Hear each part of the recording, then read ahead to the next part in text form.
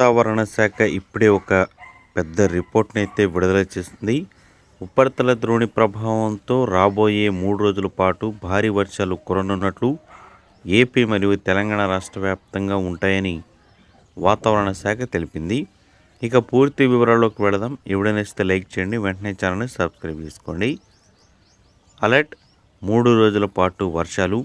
ఉపరితల ద్రోణి కారణంగా రానున్న 3 రోజులు కోస్తాంధ్ర, రాయలసీమ ప్రాంతాల్లో తేలికపాటి నుంచి మోస్తరు వర్షాలు కురుస్తాయని విశాఖ వాతావరణ కేంద్రం అయితే తెలిపింది.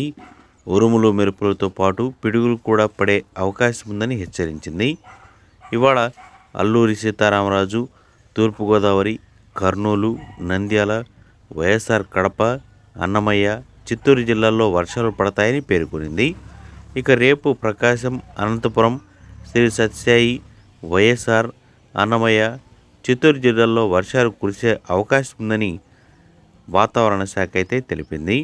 దీంతో రైతులు కూడా కొంచెం జాగ్రత్తగా ఉండాలని సూచించింది.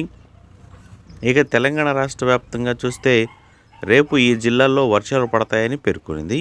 అకాల వర్షాలు ముంచెత్తనున్నాయని కూడా పేర్కొనింది. రేపు ఆదిలాబాద్, ఆసిఫాబాద్, మంచిర్యాల, నిర్మల్, నిజామాబాద్, జగిత్యాల, సిరిసిల్ల, సిద్దిపేట, సంగారెడ్డి, మెదక్, కామారెడ్డి జిల్లాల్లో వానలు పడే అవకాశం ఉందని హైదరాబాద్ వాతావరణ కేంద్రం వెల్లడించింది. ఉరుములు మెరుపులతో పాటు గంటకు 30 నుంచి 40 కిలోమీటర్ల వేగంతో గాలులు వీస్తాయని కూడా పేర్కొంటూ ఎల్లో అలర్ట్స్ని అయితే జారీ చేసింది.